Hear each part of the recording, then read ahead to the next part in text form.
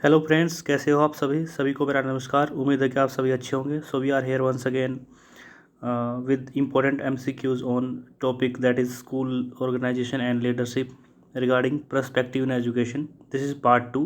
Part 1 आपके लिए हम लेकर आ चुके हैं।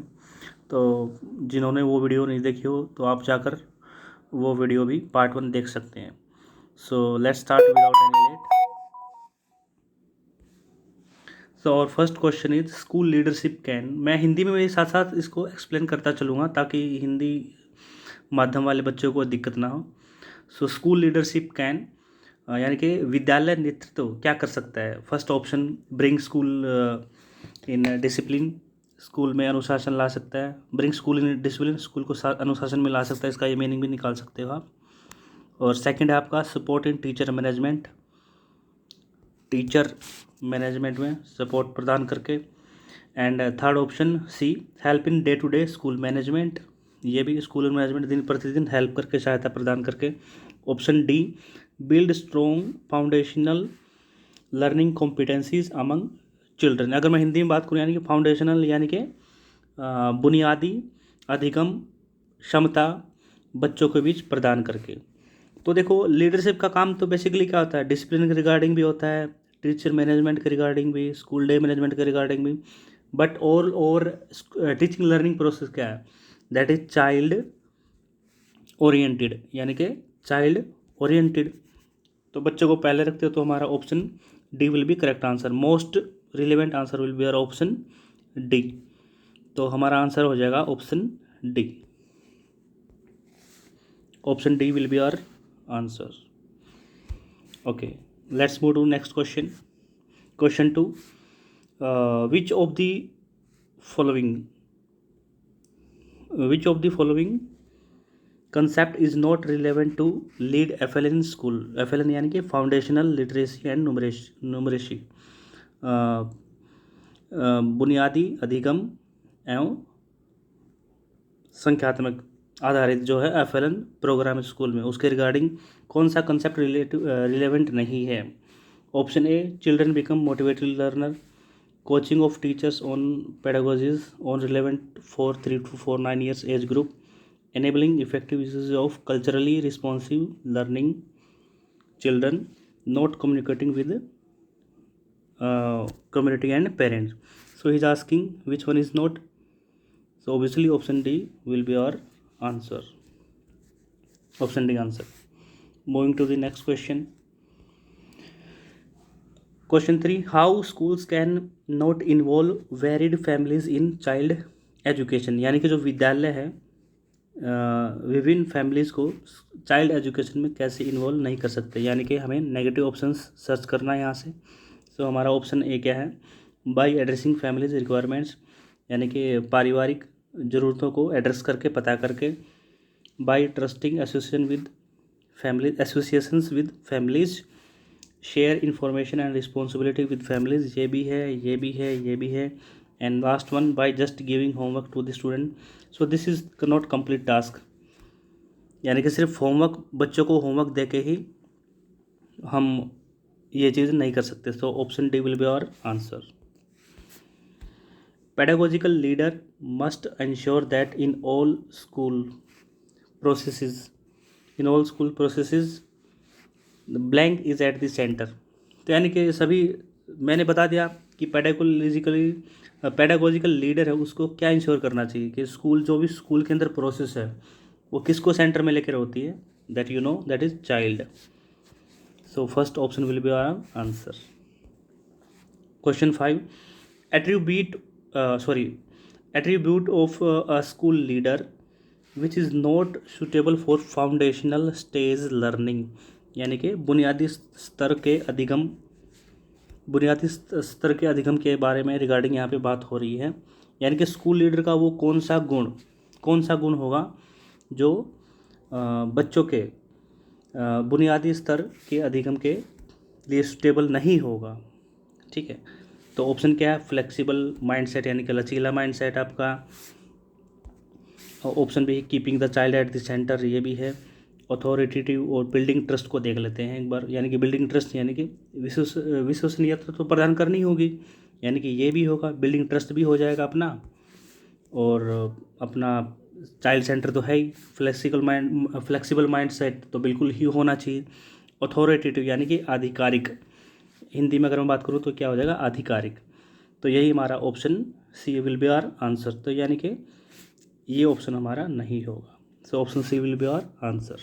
Moving to the next question, one of the appropriate strategies for assessment of learning of children of age 3 to 9 years of age would be through. यानी कि कौन इनमें से जो नीचे स्ट्रेटजी दी गई हैं असेसमेंट के लिए, और किस एज ग्रुप की बात कर रहा है, 3 to 9 ईयर्स की, कौन सी होगी। यानी कि option a collective quantitative information,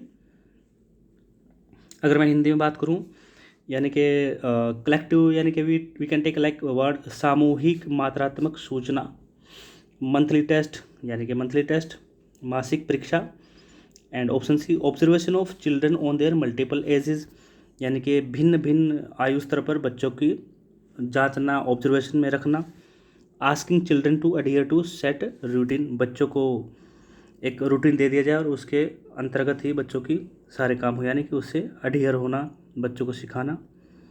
तो कौन सा ऑप्शन होगा इनमें से best. So this option covers, option C covers all और दी ऑप्शंस इटसेल्फ। तो option C will be our answer, right. तो ऑप्शन सी हमारा आंसर हो जाएगा। Moving to the next question, in the model of leadership one talks about designing school process based upon cultural, linguistic and background of children। ठीक है, यानी कि leadership किसके बारे में बात कर रही है यहाँ पे, कल्चरल एंड लिंग्विस्टिक। अगर मैं हिंदी में बात करूँ कल्चरल एंड लिंग्विस्टिक की क्या मीनिंग, कल्चर यानी कि सांस्कृतिक एंड भाषाई बैकग्राउंड, पृष्ठभूमि, बच्चों की भाषाई एवं सांस्कृतिक और भाषाई पृष्ठभूमि को देखते हुए। तो इसमें से ऑप्शन हमारा कौन सा ऑप्शन होगा करेक्ट, फर्स्ट ऑप्शन क्या है, यानी कि मॉडल की बात कर रहा है, which leadership model will work here, right. और किसको संदर्भ में रख के बात कर रहा है, बच्चों के सांस्कृतिक एवं भाषाई परिदृश्य यानी कि पृष्ठभूमि को रेफरेंस में लेते हुए। तो ऑप्शन ए क्या है, academic leadership, option B innovative, option C context specific leadership, option D strategic. तो देखो एक वर्ड यूज हुआ यहाँ पे कल्चरल एंड लिंग्विस्टिक बैकग्राउंड। तो कल्चरल एंड लिंग्विस्टिक ऑटोमेटिक किससे होगा, that is automatically connected with the context specific leadership. तो option C will be our right answer, option C. Next question, question 8, collaborative process with stakeholders can encourage. यानी कि देखो अगर stock holder की बात यहाँ पे हो रही है, स्टॉक होल्डर मैंने पिछली लास्ट वीडियो में भी आपको बताया था, स्टॉक होल्डर्स यानी कि इसमें कौन कौन इंक्लूड होता है, यानी कि स्टॉक होल्डर्स में like teachers, principles, school leader आप बोल सकते हो, community, families, SMC school management committee, VMC विद्यालय मैनेजमेंट कमेटी, यानी कि वो सभी स्टॉक होल्डर के अंडर ही आते हैं। तो collaborative process with stock holder can encourage, अगर मैं हिंदी में बात करूं यानी कि सहयोगी प्रक्रिया, कोलैबोरेटिव प्रोसेस का मैं बोलता हूँ सहयोगी प्रक्रिया। तो विद स्टॉक होल्डर्स यानी कि स्टॉक होल्डर्स का सहयोग करके हम क्या चीज़ एनकरेज कर सकते हैं। Option B reading habits of children, creativity among students, punctuality among students, shared accountability of student. देखो अगर मैं करेक्ट ऑप्शन से जाने से पहले देखूँगा चार ऑप्शन क्या है, all the 4 options are like very jumble type, यानी कि मैं कंफ्यूज हूँ इसमें से कौन सा ऑप्शन सेलेक्ट करने के लिए। देखो एक वर्ड यहाँ पे यूज हुआ है learning, student learning outcome, this is very important term. देखो अगर आप टीचर बन गए तो यानी कि आपसे क्लासरूम में सबसे फर्स्ट क्वेश्चन, सबसे अगर आपका पहला ही प्रश्न होगा किसी भी यानी कि इंस्पेक्शन टीम का, तो किसको संज्ञान में लेके बात करेंगे हमेशा, स्टूडेंट लर्निंग आउटकम। हिंदी में बात करूँ यानी कि अधिगम आउटकम्स क्या होते हैं, जो भी हम जैसे हम बच्चों को लेसन कराते पढ़ाते हैं, यानी कि उस लेसन से बच्चों ने क्या क्या सीखा, right. For example I am taking a topic of like whole numbers of class 6 and 7। तो स्टूडेंट लर्निंग आउटकम क्या होंगे, like student will be able to define whole numbers, student will be able to identify whole numbers, like student will be able to identify smallest whole number, यानी कि बच्चों ने क्या क्या सीखा, that is called learning outcome. तो this term automatically is covering all the 3 aspects, okay. तो इसलिए हमारा मोस्ट रिलेवेंट आंसर क्या हो जाएगा, that is our shared accountability of student, share accountability for student learning outcomes. Share यानी कि साझा जिम्मेदारी बच्चों के अधिगम की। Moving to the next question, ability to read a text with accuracy, यानी कि टेक्स्ट को पढ़ने की किससे, एक्यूरेसी से, स्पीड से, एक्सप्रेशन से, कंप्रेशन यानी कि उस पर प्रकाश डाल के, स्पेशली फोकस डाल के, यानी कि that allow children to make meaning from the text refers to. अच्छा, तो यानी कि इन ऑप्शंस में से यानी कि लगा लो this is a definition of which option, यानी कि बच्चे की क्षमता के बारे में बात कर रहा है और बच्चे की पठन की क्षमता, यानी कि पठन की क्षमता की बात कर रहा है, और बच्चा कैसे पढ़ रहा है, एक्यूरेसी बिल्कुल ठीक तरह से, स्पीड भी पढ़ रहा है, एक्सप्रेशन भी दे रहा है पढ़ते हुए, और कंप्रेशन की बात कर रहा है। तो इसमें से कौन सा ऑप्शन करेक्ट होगा, oral language development, decoding, reading comprehension. देखो डिकोडिंग तो बिल्कुल ही नहीं होगा, ओरल लैंग्वेज डेवलपमेंट सिर्फ ओरल लैंग्वेज डेवलपमेंट के बारे में बात कर रहा, तो ये भी हमारा करेक्ट ऑप्शन नहीं होगा। Reading just, it is not reading just comprehension, so हमारा रीडिंग फ्लुएंसी हमारा आंसर हो जाएगा, राइट। रीडिंग फ्लुएंसी यानी कि मैं इसको हिंदी में बात करूँ तो क्या बोलेंगे, दैट इज़ पठन। रीडिंग तो पठन हो गया आपका, और फ्लुएंसी मीन्स प्रवाह, पठन प्रवाह की बात कर रहा है, पठन प्रवाह। So option C will be our correct answer. Next question, the concept of FLN applies to the student of age group. बिल्कुल ईजी है, you can try to do this question. FLN के लिए होता है प्राइमरी स्टेज पे 3 to 9 years. Next question, health related fitness do not include.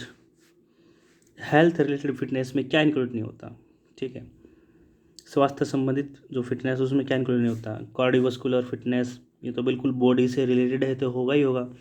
Balance को एक बार देख लेते हैं, फ्लेक्सिबिलिटी, लचीलापन बॉडी के अंदर, ये तो होगा ही होगा। मस्कुलर एंडोरेंस ये भी होगा, मांसपेशियों से रिलेटेड है।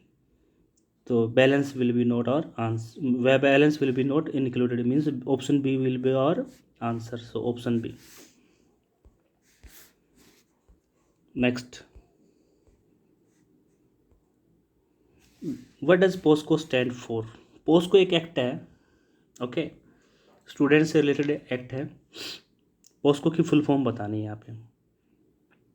देखो सभी में वेरी कन्फ्यूज्ड है, so much confused here. Word to word बात की गई, यानी कि देखो पहले में और सेकंड में क्या अंतर है बात करो, यानी कि ऑपरेशन होगा, यहाँ पे ऑफेंस हो गया, और ये ए और सी तो बिल्कुल ही सेम लग रहे हैं, लेकिन यहाँ पे सिर्फ फ्रॉम और अगेंस्ट, यानी कि आप देख सकते हो this is the level, okay, यानी कि हमें सिर्फ ऊपर ऊपर से नहीं जाना है।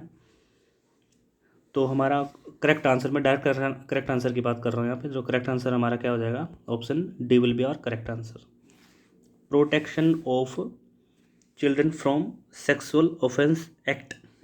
अच्छा, एक्ट के बारे में बात करूँ, एक्ट ये कब आया था, यानी कि इसका कंप्लीट नेम क्या होगा, ऐसे अगर कंप्लीट नेम की बात करूँ, if I talk about complete name, it's complete name act which year 2012। POCSO था क्या, ठीक है, POCSO protection of children from sexual offence act 2012, यानी कि 2012 में इसके बारे में क्वेश्चन कुछ तो हुआ होगा। अगर मैं इस बिल के इस एक्ट के बारे में बात करूँ, ये बिल पास कब हुआ, पास यानी कि एक ऑफिशियल डेट है, पास होने की डेट आप नोट कर सकते हो, यानी कि बिल पास कब हुआ, लाइक पास कब हुआ था, 12 मई, 12 मई, 12 मई, 12 मई, राइट। और ईयर 2012, यानी कि आपसे हो सकता है कि कांग्रेस के टाइम में पास हुआ था। ओके, और लागू कब हुआ, लागू आपका लागू कब हुआ था, ये 14 नवंबर 2012, यानी कि पास हुआ हमारा 12 मई 2012, और पास कब हुआ 14 नवंबर 2012, बाल दिवस के दिन 2012 में पास हुआ था। Moving to the next question, how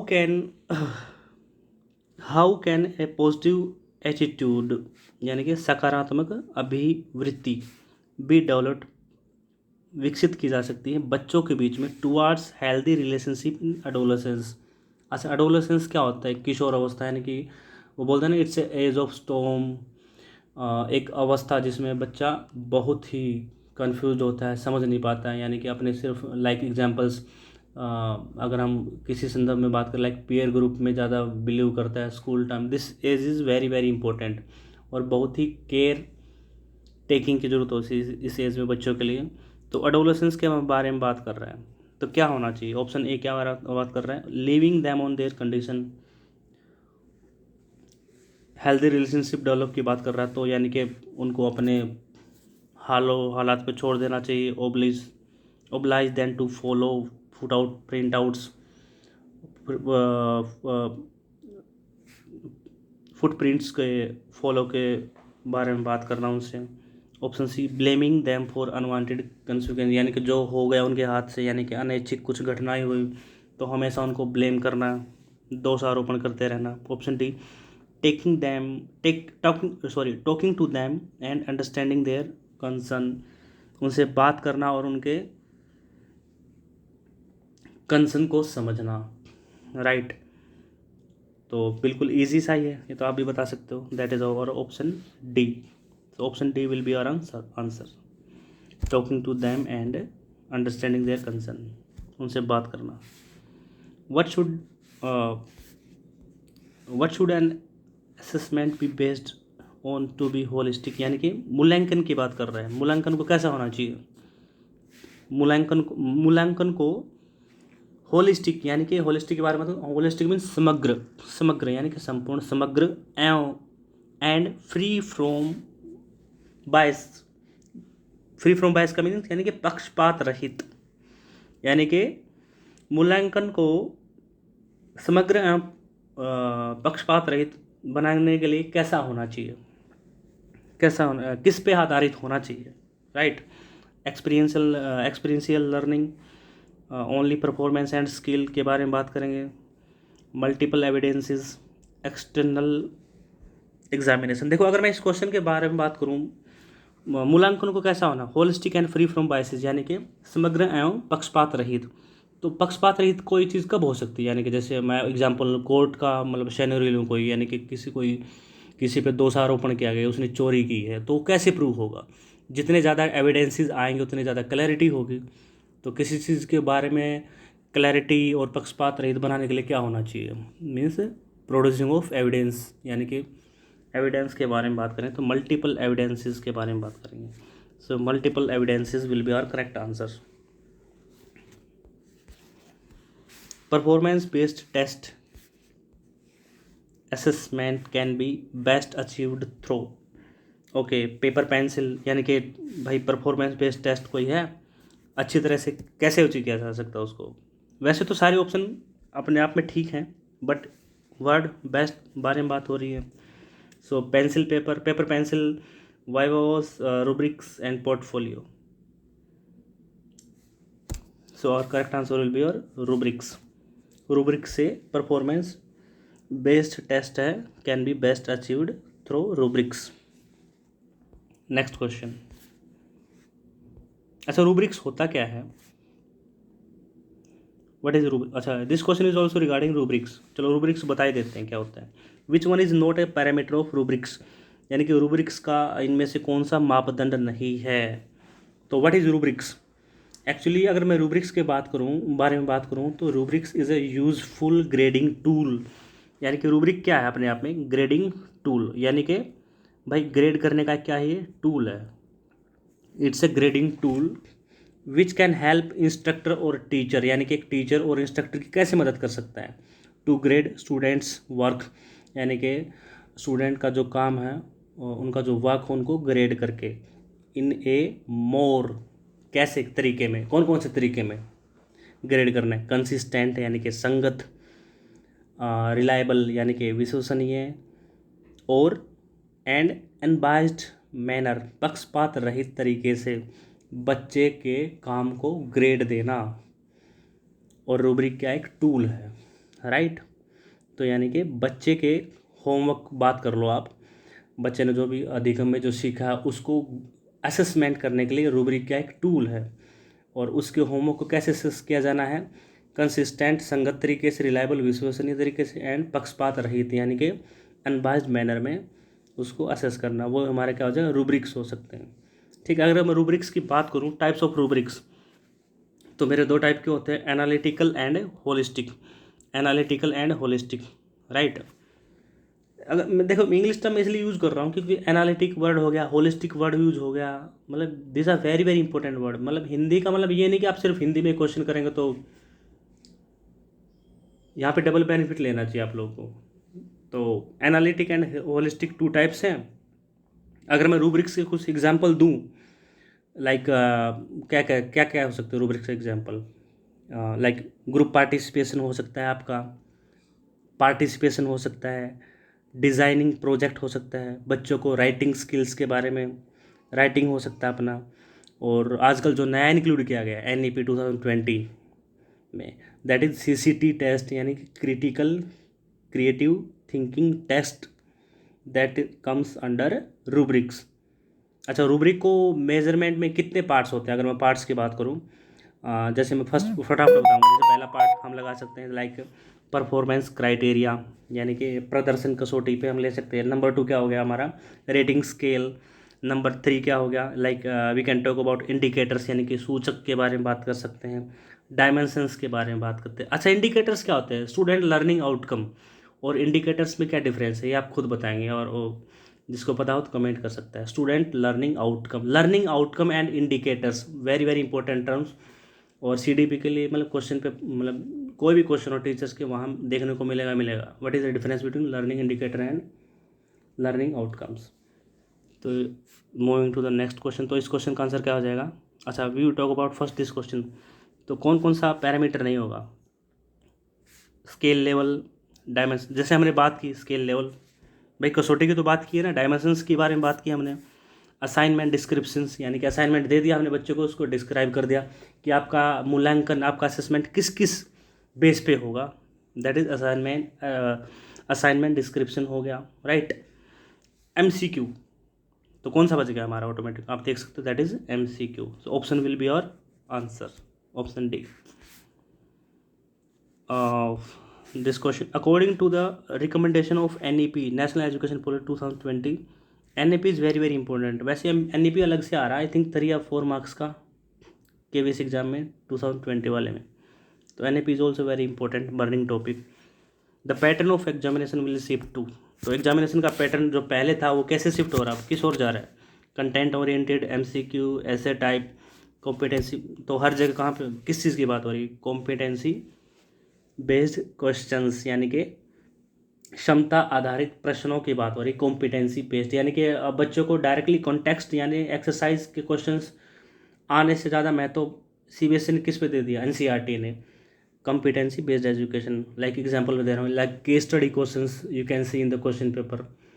बच्चों को कभी 10th और 12th क्लास के क्वेश्चन पेपर उठा के देखना, आपको वहाँ पे केस स्टडी बेस्ड क्वेश्चन मिलेंगे, यानी कि डिपेंडिंग अपॉन द क्लास, यानी कि क्लास 12 में है तो बच्चों को यानी कि 12 to 15 मार्क्स के केस स्टडी क्वेश्चन आपको देखने को मिल जाएंगे। तो competency based question will be our answer. Moving to the next question, the following are the abilities placed under the category of complex achievement except, यानी कॉम्प्लेक्स अचीवमेंट की बात करूँ यानी कि जटिल उपलब्धि की बारे में बात हो रही है यहाँ पे, यानी कि नीचे एबिलिटीज़ दी गई हैं जो कि किसके अंडर आ रही हैं, जटिल उपलब्धि के अंडर में आ रही हैं। एक्सेप्ट यानी कि एक को छोड़ के वो कौन सी है, तीनों चारों में से एक नहीं है तो हमें वो सिलेक्ट करनी है। Complex achievement like problem solving, critical thinking, creative, ये तो आप नाम से समझ सकते हो। Problem solving is all about complex achievement, critical also मैंने बताया था आपको, क्रिएटिव भी मैंने बताया था आपको। तो बच कौन सा गया हमारा, recalling and, this is just basic recalling and understanding. Recalling क्या होता है, हमने जैसे बच्चे को प्रीवियस नॉलेज है, कोई जैसे हम लेसन स्टार्ट कर रहे हैं like we are talking about natural number, तो बच्चा क्या रिकॉल करेगा, हमने पिछले चैप्टर में नेचुरल नंबर के बारे में पढ़ा है, अब हम होल नंबर पढ़ा रहे हैं तो child will start recalling what is natural number, what are numbers, understanding of numbers. So that's not complex thing. So option D will be our answer. The primary aim of laboratory learning for student is to, ये तो आप भी बता सकते हो क्या में हो सकता है, communication competence, writing competence, vocational, practical. So it's all about practical. Option D will be our correct answer. Practical competence, शिक्षा को ज़्यादा से ज़्यादा प्रैक्टिकल वे में बनाने के लिए लेबोरेटरी लर्निंग के बारे में बात करना ज़रूरी है। Next question, which one of the following is not a tool for self assessment. Self assessment के बारे में बात कर रहे हैं, अगर मैं हिंदी बात करूँ यानी कि सेल्फ असेसमेंट हम बोल सकते हैं स्व मूल्यांकन या फिर आत्म मूल्यांकन का कौन सा टूल नहीं है यहाँ पे। टूल यानी कि वही लाइक रूब्रिक्स, टूल कौन सा नहीं है, checklist provided by the teachers. अच्छा चेकलिस्ट क्या होता है, जैसे मुझे कोई टॉपिक दे दिया, जैसे ऐसे राइटिंग टॉपिक है तो ऐसे राइटिंग में टीचर आपको बता देगा कि आपकी जो मार्किंग, फॉर एग्जांपल ऐसे राइटिंग में आपके 25 मार्क्स हैं तो आपको अलग अलग पार्टीशन कर दिया जाएगा, like 5 marks for your writing skills, 5 marks for your content, 5 marks for your knowledge collection, ऐसे ऐसे डिफरेंट क्राइटेरिया, तो उनको हम चेकलिस्ट बोलते हैं, right. Rubrics type, assignment with rubric sheet, ये भी है रूब्रिक शीट के साथ assignment. Class test, reflective test क्या होता है, अलग से बात करूँ अगर मैं रिफ्लेक्टिव टेस्ट के बारे में, तो व्हाट इज़ रिफ्लेक्टिव टेस्ट। अच्छा अगर मैं आंसर की बात करूँ पहले तो इसका आंसर क्या हो जाएगा, क्लास टेस्ट। दिस इज ये थोड़ा सा एक नैरो, इन तीनों को छोड़ के दिस इज नैरो थिंग, तो क्लास टेस्ट मेरा इसका आंसर क्यों हो जाएगा, इसलिए हो जाएगा।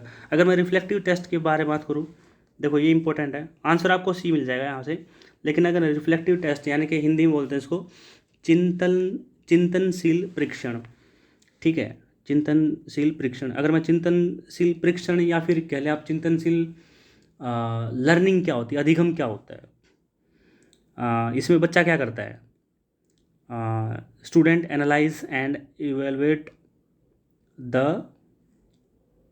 थॉट्स एंड एक्शन, यानी कि बच्चा क्या करता है, अपने विश्लेषण एवं मूल्यांकन के आधार पर बच्चा क्या करता है, अपने विचारों और प्रक्रियाओं का क्या करता है, विश्लेषण एवं मूल्यांकन, उसके आधार पर ये अधिगम होता है। तो रिफ्लेक्टिव टेस्ट मेरा क्या होगा, in which child analyse and evaluate thoughts and action. So option C will be our answer. Next question, that is question number 21। Reflective thinking, वही बात आ गई, रिफ्लेक्टिव थिंकिंग मैं बता चुका हूँ आपको, इसमें क्या होता है, analysing and evaluating thoughts and action, तो यानी कि बच्चे का विश्लेषण एवं मूल्यांकन की प्रवृत्ति। Option A answering the question during a discussion, यानी कि इसमें क्या है, रिफ्लेक्टिव थिंकिंग क्या है, consuming information to understand a phenomenon, criticise people when they do something wrong, analysing and, बिल्कुल यही आंसर मैंने बता दिया था आपको, analysing and evaluating thoughts and action. Next question, NEP 2020 provides, क्या प्रोवाइड करती है, weightage to both skill and knowledge, pre primary education and elementary, vocational and academic, pre board. Like confusing situation यहाँ पे, लेकिन हमें देखना मोस्ट रिलेवेंट कौन सा है। हम देखो कैसे आंसर बनाएंगे इसका। स्किल एंड नॉलेज के बारे में बात कर रहा है, ठीक है, एक मिनट इसके लिए छोड़ देंगे, हम इसको छोड़ देंगे। प्री प्राइमरी इसको भी, एंड एलिमेंट बिल्कुल इसके बारे में बात की जा रही है। प्री बोर्ड एंड बोर्ड ये थोड़ा सा नैरो लग रहा है, यानी कि इसकी संभावना कम हो सकती है, क्योंकि सिर्फ एग्जामिनेशन के बारे में थोड़ी बात करनी है हमें। ऑप्शन सी देखो बहुत इंपॉर्टेंट, वोकेशनल, बच्चों को वोकेशनल ट्रेनिंग से आया एजुकेशन के बारे में बात कर रहा है। एकेडमिक, तो option C is complete option, अपने आप में ये कंप्लीट क्या शो कर रहा है। यहाँ पे इसमें स्किल एंड नॉलेज के बारे में बात की जाएगी, यहाँ से आपकी एलिमेंट्री और प्राइमरी प्री प्राइमरी एजुकेशन के बारे में बात की जाएगी। तो ऑप्शन सी मेरा क्या है, मोस्ट रिलेवेंट आंसर। तो option C will be our answer, vocational and academic education. Question number 3, why is school based data important, यानी कि स्कूल बेस्ड आंकड़ा महत्वपूर्ण क्यों होता है भाई। बिल्कुल बता सकते हैं, नॉर्मल क्वेश्चन है। As option A, as a set of evidence to be used for, किसका प्रमाण होता है, स्कूल परिवर्तन का प्रमाण होता है भाई आपका। Useful for filling up forms on school information, भाई फॉर्म भरने के लिए ये। For sharing with teachers, and भाई डेटा को टीचर्स एंड स्टूडेंट के बीच में शेयर करने के लिए। Like help in better upkeep of school record को और अच्छा बनाने के लिए, देखभाल कर लिए, अच्छी देखभाल के लिए। तो क्या हो सकता है आपका, तो जाहिर है option A is the complete answer, as a set of evidence to be used for school transformation. It's all about school transformation. The two most important attributes, वो कौन से दो महत्वपूर्ण एट्रीब्यूट्स, यानी कि गुण लगा लो आप, गुण of self for becoming an effective leader, यानी कि इफेक्टिव लीडर बनने के लिए क्या दो महत्वपूर्ण गुण होने चाहिए। एडमिनिस्ट्रेटर एंड मैनेजर, ये भी होना चाहिए भाई। Organiser and planner, initiator and positive outlook, disrupter and complaining attitude. अच्छा, डिसरप्टर क्या होता है, कोई बताएगा डिसरप्टर मीनिंग। एंटोनिम सिनोनिम्स में आ जाता है डिसरप्टर, यानी कि वो जैसे वो करेक्टर जो हमेशा बाधा डालता है काम में। ये लाइक आपको वो काम दिया जाए, आप बोल दो कि पहले एक्सक्यूज लेके आ गया, ठीक है, डिसरप्टर मीन्स बाधा डालने वाला। एंड कंप्लेनिंग एटीट्यूड, तो ये तो बिल्कुल नहीं है, बिल्कुल इसकी तो संभावना ही खत्म हो गई। Administrator manager, organiser and planner, तो क्या हो सकता है आपका, you can see option C is our answer, complete option यही बन रहा है। And initiator and positive outlook, this is covering both automatic. Next question, sorry, तो यही हमारे 24 क्वेश्चंस का ये पार्ट 2 था सीरीज़ का। And thank you for watching, like share and subscribe, thank you.